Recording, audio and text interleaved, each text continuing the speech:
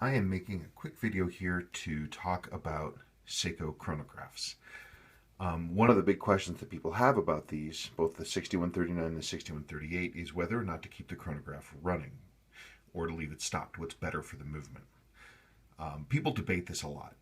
The main point that I always make is that in order to stop the chronograph, you have to basically take something away from these watches. You have to disengage a process.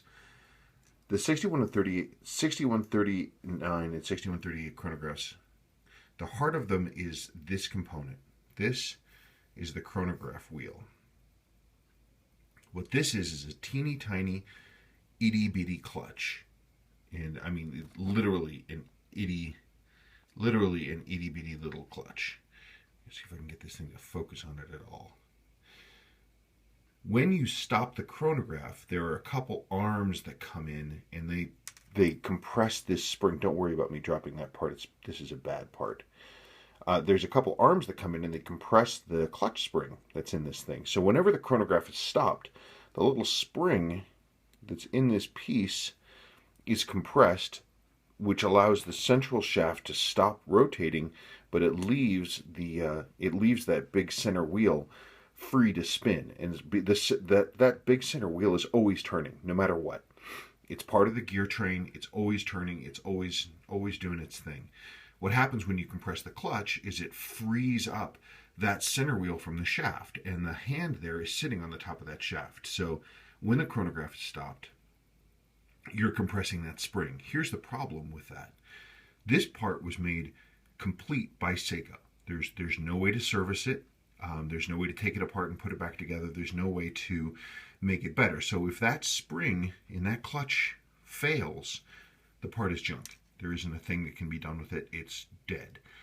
Part has to be replaced, and this has what I call a cascade. It means the whole watch has to come apart. It means the new part has to be found and installed.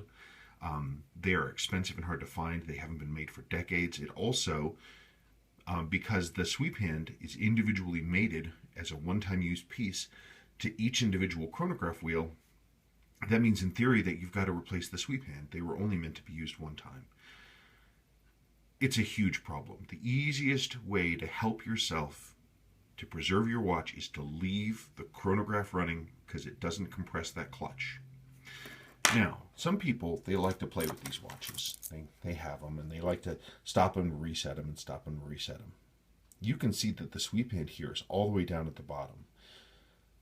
Another thing to be very careful about is resetting these chronographs when the hand is all the way down here, because if you reset all the way down there, you're putting a ton of force into the chronograph, and it can do two things, and I've seen this happen.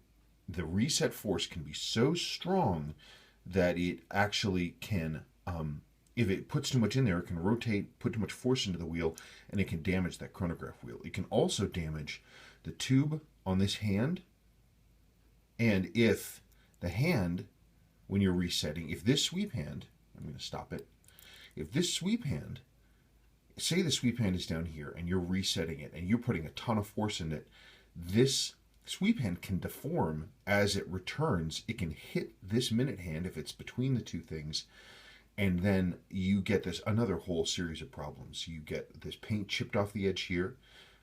It can destroy the clutch in one go. Boom, the clutch is dead. Believe me, I've seen it happen. It's happened to me.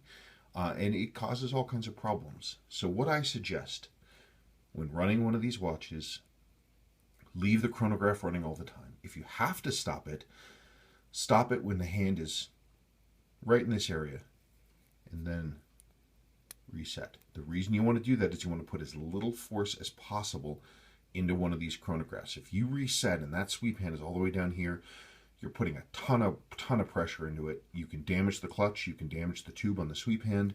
It's just not worth it. Leave the chronograph running. Let the clutch spring rest, and just be careful with it. As a, since we're talking about it as a different kind of technology, with a chronograph like this, it's better to leave the chronograph stopped, because in order to make the chronograph run, you were adding a process. Unlike here in a Seiko where you're taking a process away, disengaging this clutch. Here, you're adding a process. You're dropping the wheel onto this second hand, clunk, and then it pulls power off that second hand and starts running the chronograph. So on these, a Swiss chronograph like this, it is better to leave the chronograph stopped, and there is no clutch damage. All you're doing here when you're running the chronograph is you're pulling power off of the mainspring and you're adding wear to the wheels that run this. So when it comes to these, leave them stopped. When it comes to these, leave them running. That's it.